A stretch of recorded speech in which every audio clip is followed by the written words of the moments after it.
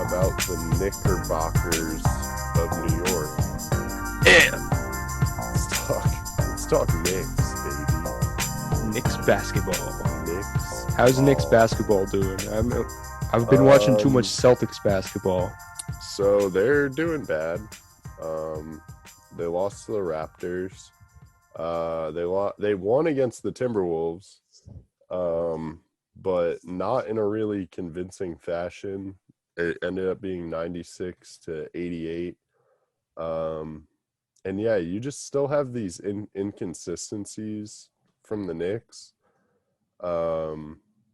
where like in the Timberwolves game, they scored 19 points in the second quarter, and then in the fourth quarter scored 26. Like not that big of a difference, but they scored 14 points in the fourth quarter against the Pistons and scored 30 points in the third quarter. They lost against the Thunder. They scored 15 points in the fourth quarter, 16 points in the third quarter, 29 points in the second, and 20 in the first. Then in the Raptors, opening the game, scoring 27 points in the first quarter. Then they score 18 in the second, 29 in the third, and 31 in the fourth. It's just like, what are y'all doing? Like, you forget how to play basketball for at least a quarter every game. I don't understand it. Like, it's wild. It's wild. Like, they in the Raptors game, which was the game I watched the most of, and I watched the Timberwolves game, but so they're down by 3. The Raptors score 30, Knicks score 27. All right, it's a game.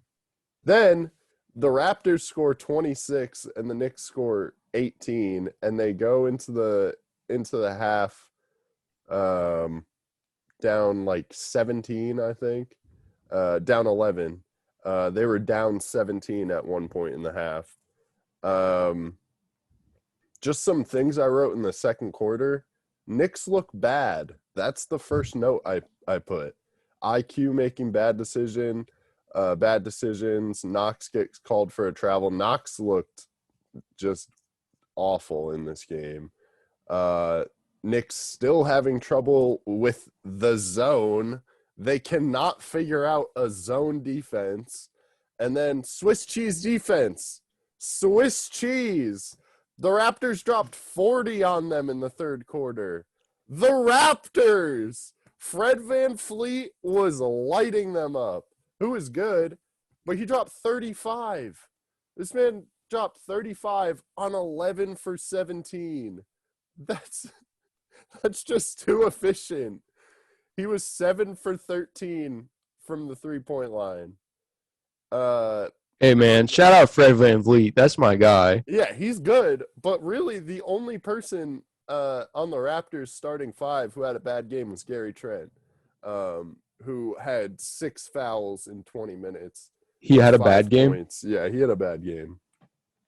But you have Fred VanVleet, 35, Scotty Barnes, 13 on 4 for 9 shooting. OG Anunoby, 14 points, 4 for 11. Pascal, 7 for 15 for 20 points. Like, that's ridiculous, dude. They had Deuce starting, which I thought was an interesting decision. He didn't look good. Burks looked pretty good. He was honestly probably the best player. Grimes looked good. He looked really good defensively. He's a really good help defender. Actually, a lot of the Knicks, for the most part, throughout the game, the backcourt did a pretty good job on help defense. But it's just frustrating to watch. I mean, like, everything about them is inconsistent, whether it's offense or defense. They just can't string together 4 solid quarters in a basketball game. And if you're not going to do that, you're just not a good team. Yeah, I mean, they were without Julius for these last 2 games, but I don't know. You're playing the Raptors and the Thunder and the Pistons. They also are out Mitch Robb and Nerlens Noel, so that does change their defensive scheme a little bit. Tibbs definitely relies on the rim protection that they provide, but I don't know. I'm just We I'm just don't know. yeah, I'm just depressed and I really don't know. I'm trying to give analysis, but it's like 1 minute there he is, the French connection. Um The $73 million investment. uh, it's just like 1 minute, like in this game, RJ, he had like 3 buckets in a row and then went 0 for 4 and like 2 turnovers. Like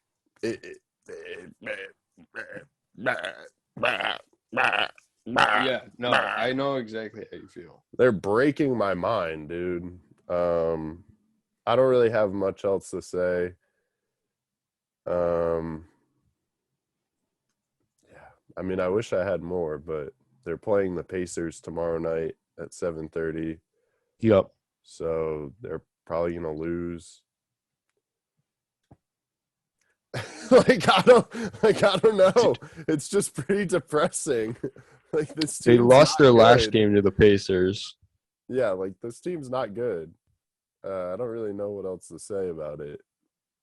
It's just Mhm. I don't really understand what's bad about it because these players show that they're good players, but they just like I said, they just can't string it together. Um, yeah. I mean, have you watched any of the Knicks? Do you have anything you've seen from them? I have not watched any of the Knicks. Good. Um, yeah, Don't. no, but I mean, I should. I should have watched the Knicks. The what I can say though is that you beat that Timberwolves team right after we lost to them. But not I didn't the Timberwolves and the Knicks were it was kind of right together. Um like the Knicks never really pulled away in that game. They ended up winning by 7. So you're And you saying would that even though it was a victory, it was an impressive victory. yeah, I mean just because the Celtics lost doesn't mean that the Knicks like should like that like the Celtics should not be the base like the point you're trying to reach. That should Yeah. that should not be the team you want to No, compare yourself definitely aim to. higher than that. You know what I mean? Like Julius shot 5 for 20 that game. Like it's just brutal. And How do and you that's feel the about Julius as of late? not good.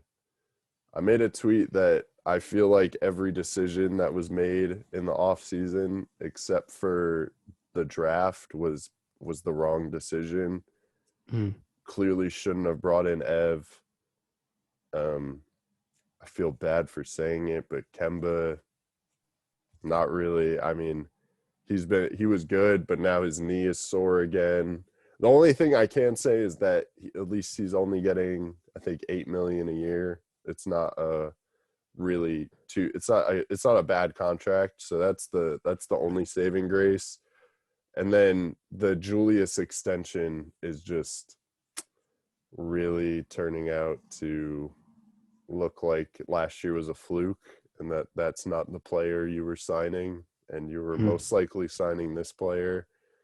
And I know a lot of people last year were saying, well, not a lot of people, but some people were saying you should trade him while his value was still high. And, I didn't think that was the right decision, but looking back on it, clearly was the right decision. Because now he's signed for I don't know the exact number, but like 20 million for the next like 4 years. And I just don't know who would want to pay like over $20 million to Julius Randle right now. And then like with that and the Evan Fournier contract, the cap space that they had is now a lot less. and the people, I don't have the free agents this year coming off the books, but I know there were a lot more stars and a lot better players that were available this year than last off season. So if they had just been a bit more patient, which I had wanted from the beginning, but I thought Ev would be a good addition and Kemba and all that. But if they had just waited, then they would have all this money to give to an actual superstar. And then they could just use the young guys that are clearly progressing, like Obi, IQ, Grimes, McBride. They could use them, and as well as the role players that they can surround them with and use that money to sign a superstar. And then that's a good team. But this is a bad team. The Knicks are bad. It's unfortunate. Yeah, they're not good. I don't really know how they can fix it because I mean the body language like to end the Raptors game was just atrocious. Like in the fourth quarter, it just looked like they had already given up. And I don't know, not really what you want to see, especially when hustle has been a big problem for them. So it would have been nice to see a little fight in that fourth quarter, but Mm. Do you feel like there's like do you feel like that's a general feeling amongst the entire team? Or is like they're kind of like taking on this nihilistic view of their team and like their ability to win? Like have they lost that competitive fire? um no, I think it's just another one of those inconsistent problems because you see that they do close out hard and they play defense hard, but it's on occasion, and then other times it's just no defense at all. So I don't think it's a mindset issue unless maybe it's like mentally locking in and they have a tough time doing that and staying locked in. But um yeah, it's just like I don't understand it because it would be one thing if they weren't closing out hard at all and never played tough defense, but they are. So it's just I don't understand it. If they see the results they're getting with that tough defense, I don't know why they revert back to it, especially when they get like in a slump in a game or whatever. They should revert to what they know works, and that's hustle and grit and outworking the other team, and they just can't do that. It's very depressing. Very depressing. Yeah, Um, and certainly, I mean, the the absence of Julius and Kemba do not help. they don't help, but I don't know. Is Julius really helping that much anyway? Like, I Mm, don't mind seeing Obi in the starting lineup, to be honest. I mm. don't know. Do you think that like Julius last season obviously was incredible? You know, had a and like almost an all-star caliber season, like potentially MVP caliber season. Yeah, I mean, if you go back and look at the stats, he's either behind Giannis or KD in most of the offensive categories for a power forward last year. Yeah, he was he was a force last season. And Yes. do you think that he's still like taking the majority of the shots for the Knicks, right? Hmm. Like he's sort of like playing like he is that force that he was last season, but is just not showing up in it's not registering. It's literally like he's the same person, but like doing the same things, but the shots are just not falling. Like there's really like I haven't noticed like a huge difference offensively in his game. It's Yeah. literally like these baseline fadeaways and foul line jumpers and like threes are just not falling like they used to, which is just so weird how just all of a sudden like just they don't fall. Like it's Mhm. really weird. No, like I haven't know. I mean, I'm not like a shot person. I don't know how to break down a shooting motion, so maybe his shot is a little bit different, but you know, they're literally the same player taking the same shots, and they're just not makes this year. I don't get it. That's the thing. I don't understand. I don't understand what's happening. Right. And yeah, the Knicks like kind of rely on him as their engine to run. Oh, 100%. Like most of the time he's bringing the ball up the court. Like he definitely plays the point forward role most of the time. So, you know, and how much of that point guardness in his game, the assists and everything is because he was making shots and getting doubled and leaving and then having open teammates. Yeah. Definitely his assist ability or whatever definitely gets helped by his ability to make shots. It's weird. Yep. Weird season for the Yep. Knicks. But to move on, let's talk about some nice stuff. Mika, buddy. Yeah. Your favorite team? Oh yeah, the Rangers. Let's go. So, after that little hiatus from the Christmas break and the COVID postponements, they played the Panthers and then the Lightning twice. So I did not watch the entire Panthers game, but I did see Artemi Panarin put a leash on Aaron Ekblad and walk I saw that that. man like a dog. That was pretty awesome. If you haven't seen that goal,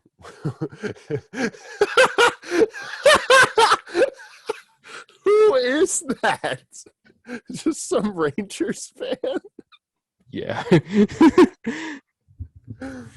If you haven't seen that goal, would highly recommend that. Then it's kind of a back and forth. From the highlights, it seemed that both teams were getting a lot of chances, and the goalies were just playing pretty big. I think each team finished with over 35 shots in the game, I believe. So Libor Hayek has been playing for the Rangers with some defensive injuries to Brian Lindgren, and I believe Nemeth or Lundqvist was hurt before. But Rangers' defensive depth is definitely an issue. Libor Hayek is very, very much not great at hockey. He was out of position in this game, which pretty much directly led to a goal. A Panthers player was just right in front of the net with Hayek, who should have been on him, nowhere near him, falling asleep, buries it off a rebound. Panarin, then he makes a really good defensive play. He is really good at just picking somebody's pocket. He does that at least a couple times every game, it feels like. Gets a 2-on-0 with Mika. My man buries it, obviously. He's been heating up. I can't remember. He has like 5 points in the last 3 games. And I believe that was a stat set in the most recent Lightning game where he finished with a hat trick. So I think that's like 8 points in the last 3 games. Yeah, man, absolutely heating up. I won't go too deep into the scoring for this game, but Panthers end up having a 3-goal third period and end up winning the game 4-3. The Rangers score with 44 seconds left to make it 4-3. They were down 4-2, but the Panthers close it out.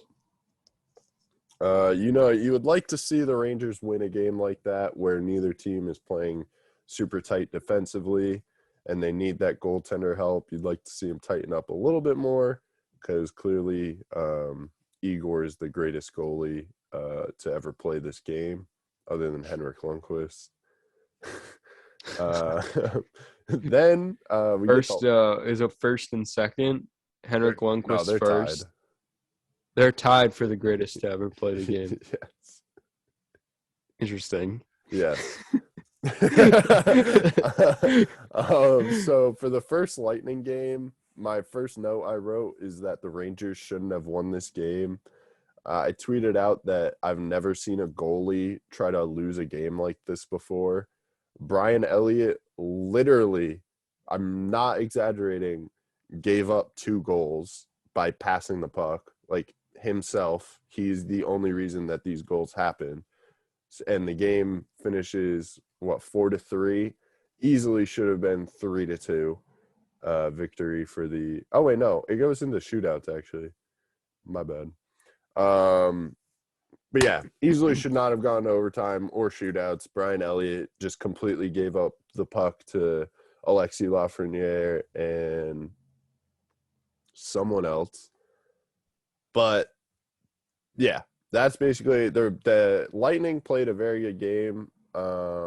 I thought they controlled the game more than the Rangers. The Rangers had a little bit there in the second game, but never really took over.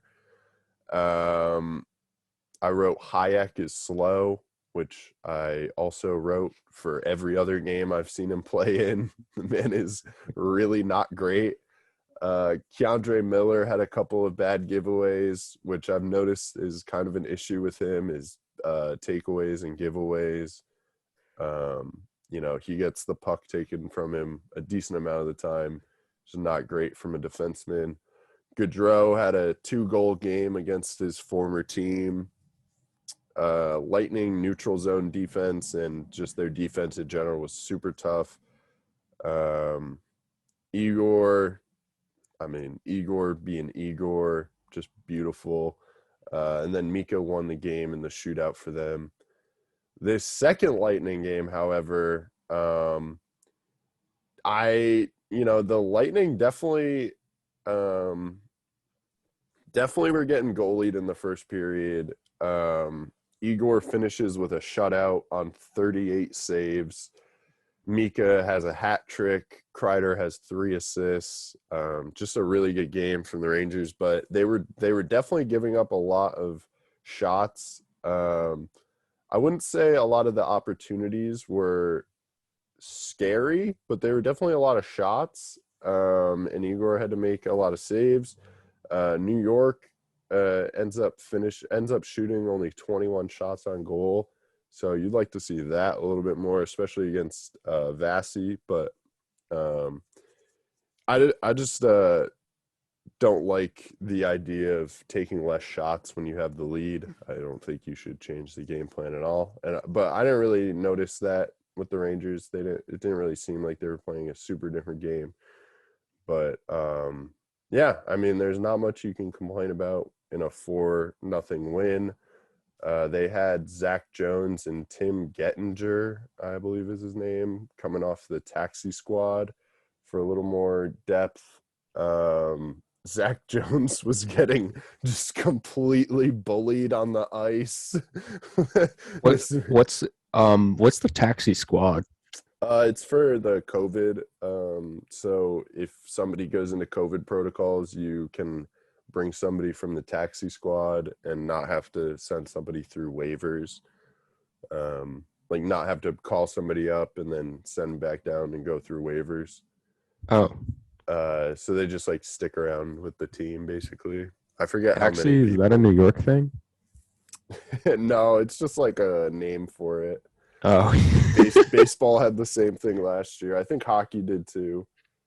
Oh, okay. Yeah. But Not a New York thing. not a New York thing. Not a New York thing. Could be, but I don't think so.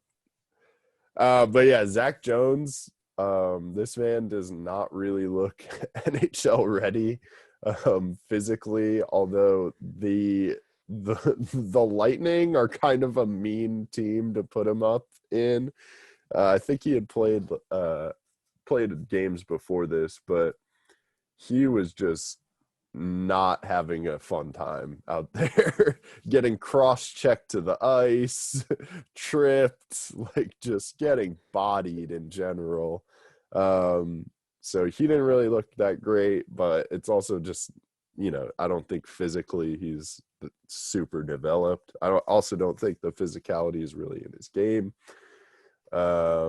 Getting there he is, Z-Man. Physically not really developed.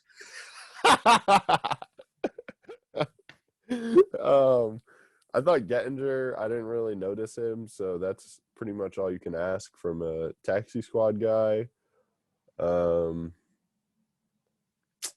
yeah. This is a funny note. Igor plays the puck behind the net, goes to leave it for Hayek, but Hayek tries to skate right over him and the puck, thinking Igor's gonna pass it with like 7 question marks. Igor has to make a tough save and looks at him like, the F are you doing? This man looked at him like, what are you doing? What are you actually thinking? So is that that's an Igor mistake? No, that's a Libor Hayek mistake. Libor Hayek only makes mistakes. So my New Year's resolution for the Rangers, I'll give the Knicks one after because I realized I didn't give one, is that I want the front office to make a trade.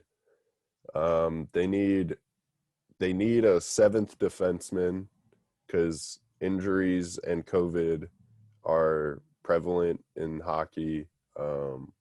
Obviously injuries are very prevalent and COVID is ravaging every sports league in the world.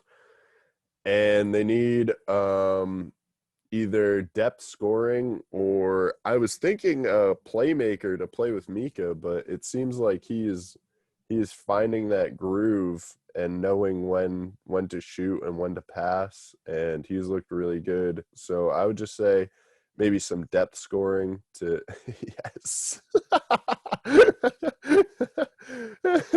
Maybe some depth scoring, somebody in the bottom 6, because I think those lines have played really well, but they just haven't really been filling up the score sheet.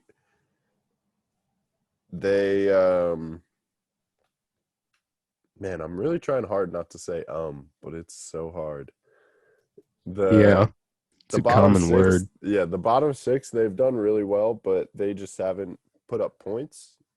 I like the 4th line. They do a really good job of keeping the puck in the offensive zone. And the 3rd line is fun and a bunch of youngsters, and they look good. But yeah, just haven't been able to get the puck in the net as much as you would like. So I would say depth defense and depth scoring is definitely needed for this team. Oh, and the Knicks' New Year's resolution is What about the to Knicks? find some sort of consistency, any sort of consistency, even for like one game. If you could just score over 20 points in every quarter for one game, like that'd be sick. That goes for the Celtics too. It goes for us too. Yeah. But man, I hear you. It's a good resolution.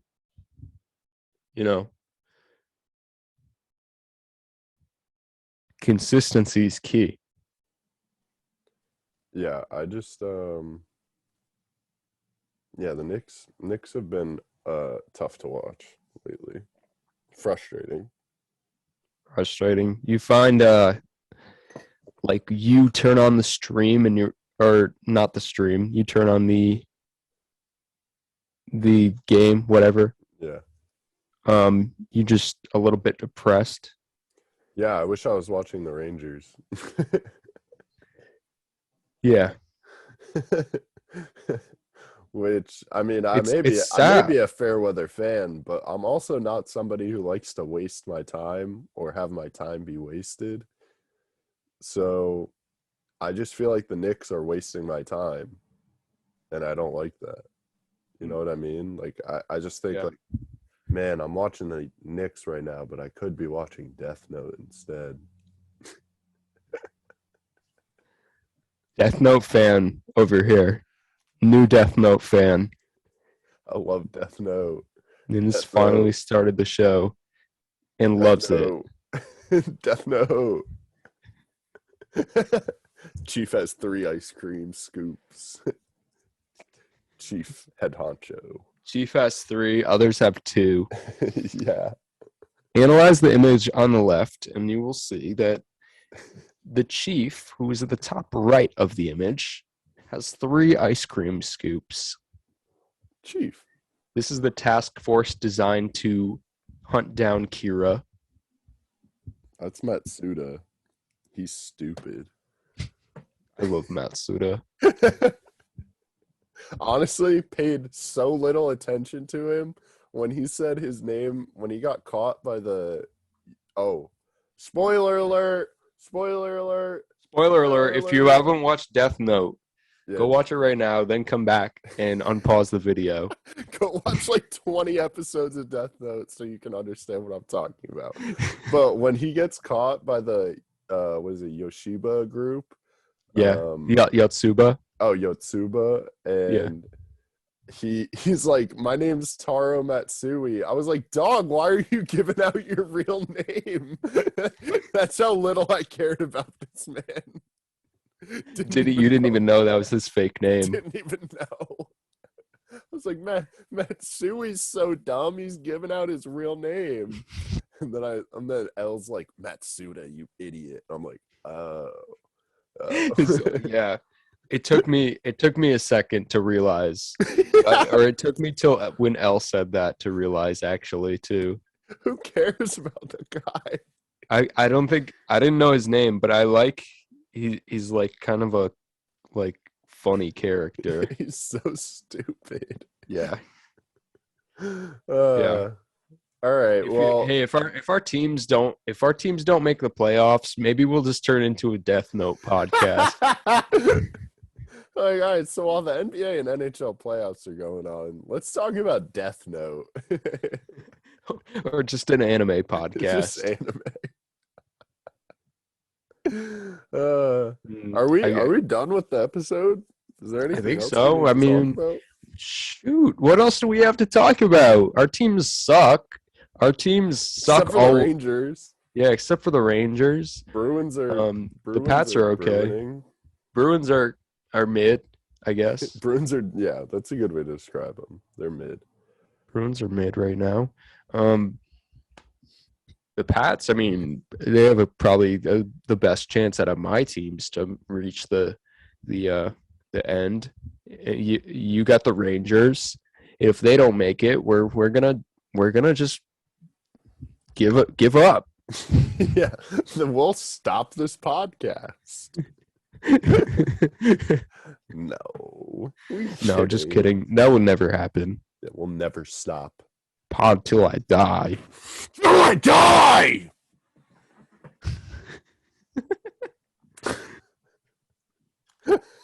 Only way I stop this pod is if someone writes my name in the Death Note.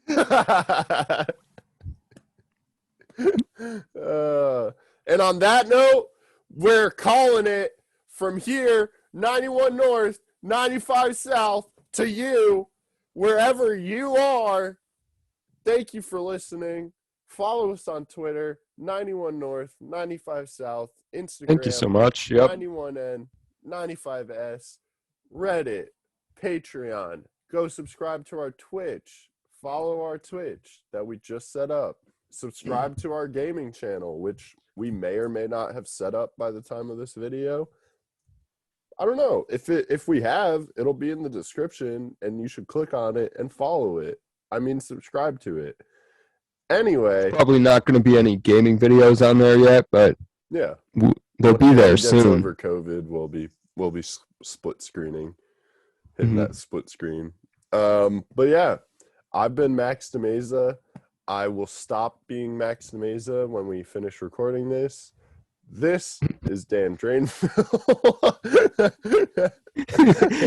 Boy, what the heck are you talking about?